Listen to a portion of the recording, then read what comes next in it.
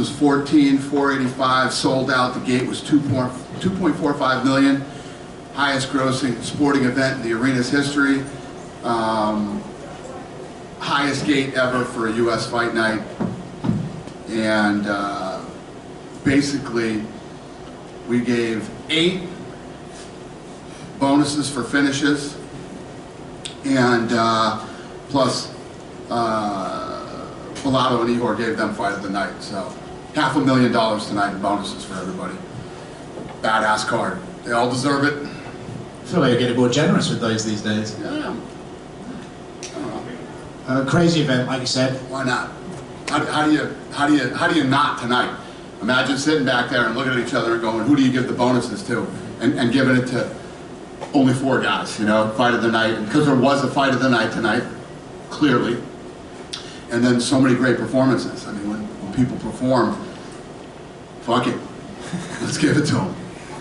Let's talk about the main event first. Arman's knockout of Beneil. I don't think we've ever seen anyone do Beneil like that quickly, you know. 100%. What do you make of his talent, his potential in that division, and his performance tonight? Yeah, I mean, the co-main and main event came out and absolutely delivered. And, you know, you don't see people do that to Bobby Green either. And, yeah, incredible. I mean, it's amazing. I mean, obviously, we don't know what Arman's going to do next necessarily, but if him and Islam do fight somewhere like Abu Dhabi, how big do you think that fight could be? Big. Yeah, it's a great stylistic matchup. That's a great fight. Yeah. You mentioned the Bobby Green knockout. Yeah. Great by Jalen Turner, but referee, not so great. Yeah, one of the worst I've ever seen. Yeah. I mean, he's been around for a while. He's a fairly solid ref. What do you think that can be attributed to? So the difference is, you know, we've had some refs say some dumb shit in the past, like, oh, I allowed her to be a warrior tonight, and goofy shit like that. He knows that he made a mistake tonight. He does not feel good about it. So, yeah. Is that just the heat of the moment? It's unfortunate. Is he what? Is that just the heat of the moment? You think he just didn't notice? It looked like Bobby was... You'd have to ask him that question, but yeah. Definitely a bad stoppage. Davison Figueiredo at bantamweight looked good, solid performance against Rob Font. Do you think, as a former champion, you can put him in there in the title picture right away, or do you want to see him work his way up that? Tonight was a big night for him. I don't know how you guys felt, but I know a lot of people felt Rob Font was too big for him and hits too hard for him. And he went in and it looked great tonight. A couple of things outside of tonight I wanted to ask you about. You've got UFC 296 coming up in a couple of weeks. It's an amazing card to end the year. Curious how excited you are for that fight between Colby and Leon, and how insane do you think that press conference is going to be? Yeah, thank you. And yeah, we're looking forward to it. You know, yeah, it's going to be a fun fight.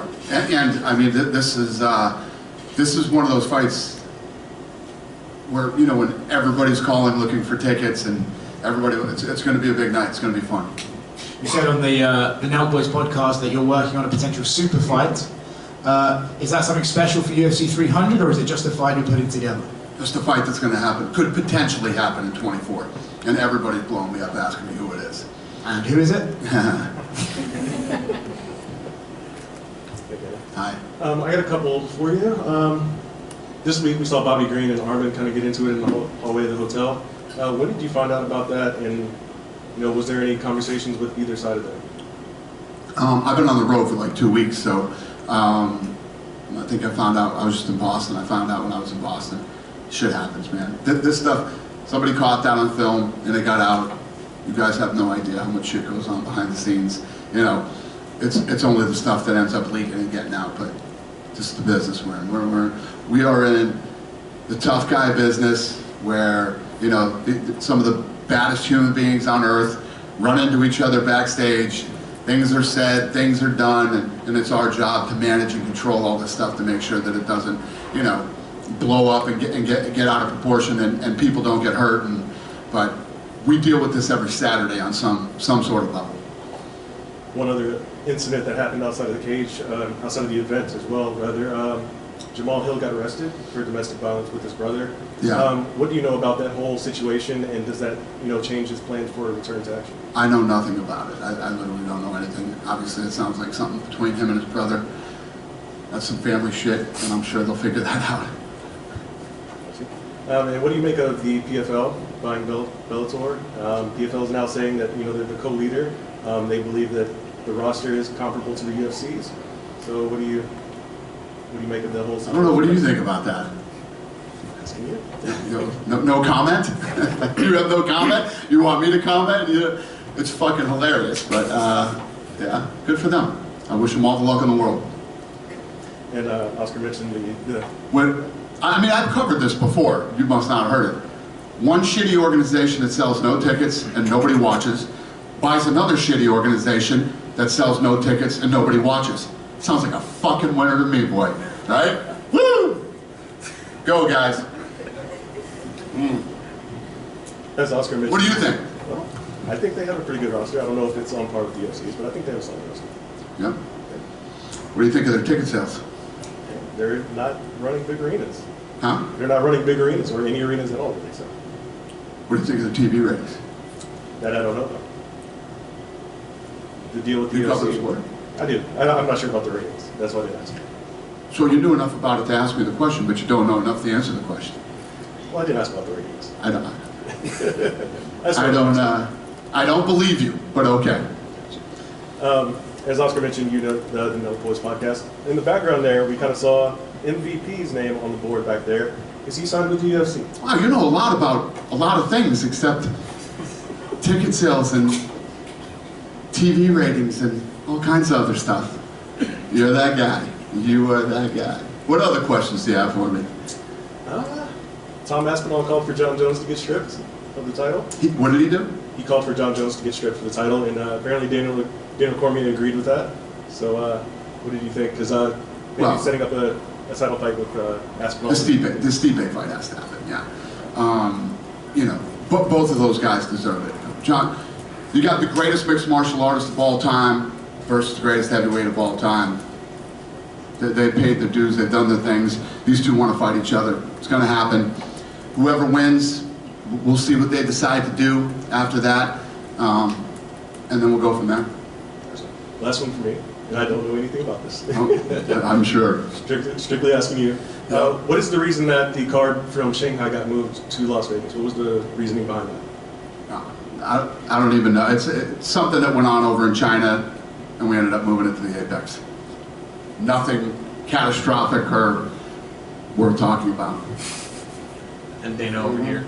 We were talking here after Arman's win, and we all thought, there was a clear picture at lightweights, trying to be Charles and Islam. But after a performance like that, it seems like that's not as clear cut as it was. In those matchmaking meetings, does something like this just kind of throw a wrench into it, or what is that like? It does. I mean, yeah. I mean, you definitely have to look at how he looked tonight, and I don't know. We'll see what happens. And then I see in the background, obviously, UFC 30, it's been going on all year. You guys got Tim Duncan out of his shell. He was actually here tonight. Whenever you look at, just overall the fan support from, big stars like that, what is it like to see the growth of the sport in that way? Yeah, no, it's awesome. I mean, I love it. I was talking about just the gate tonight. I mean, my team originally wanted to go somewhere else tonight.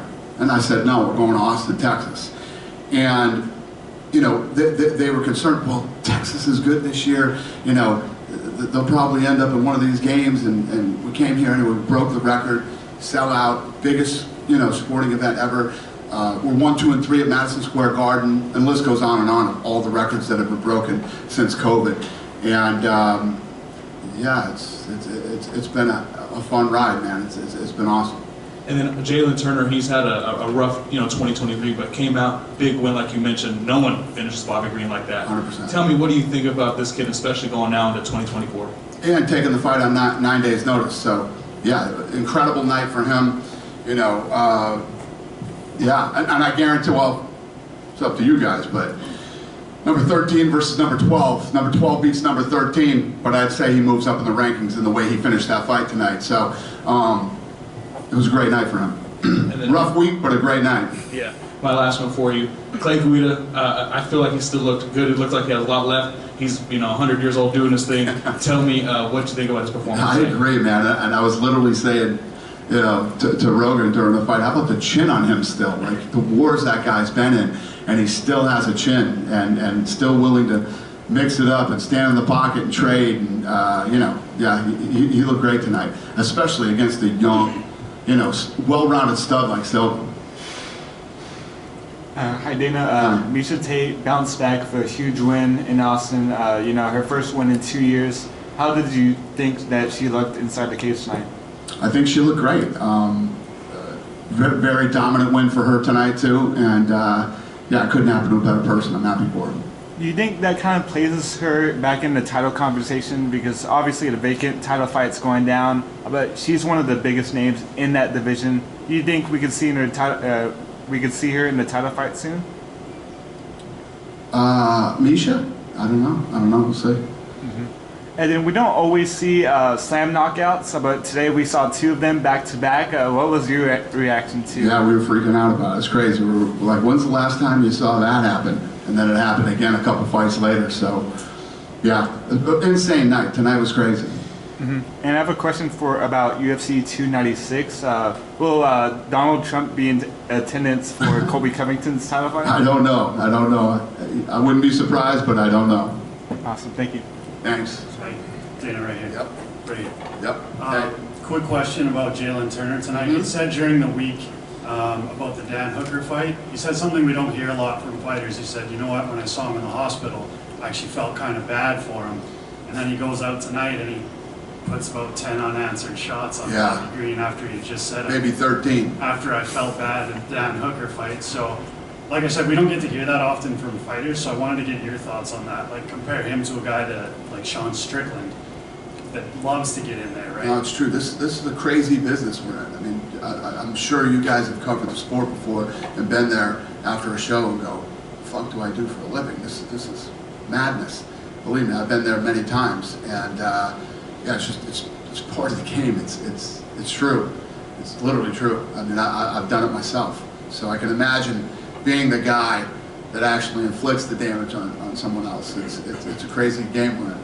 And then a question about Power Slap. You had posted a video, I think, earlier this week, and you're always talking about numbers. It was the guy with the swollen face. It's a promo. It's a promo for the reality show. Last time I checked, I think the video's at 30 million views on 34 Instagram million. or something like that. 700,000 likes, and fucking crazy amount of comments too.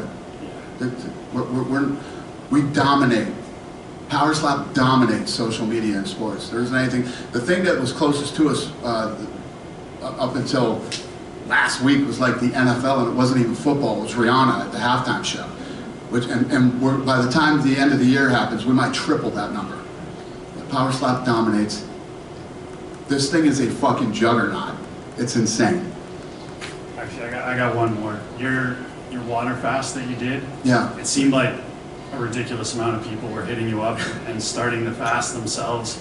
Was there anybody that you could tell us that did it, as after you posted it? It's probably the most viral thing I've ever done, other than Power Slap. I mean, it's crazy. Everywhere I go, people are asking me about it. You know who was here tonight? The founder and CEO of Kettle Fire Bone Broth. He came to the fight tonight. Yeah, apparently it was very good for his business. He said the first thing that everybody was asking him is, how much did you pay him for that? He said, not only did I not pay him, I don't even know him, never even met him.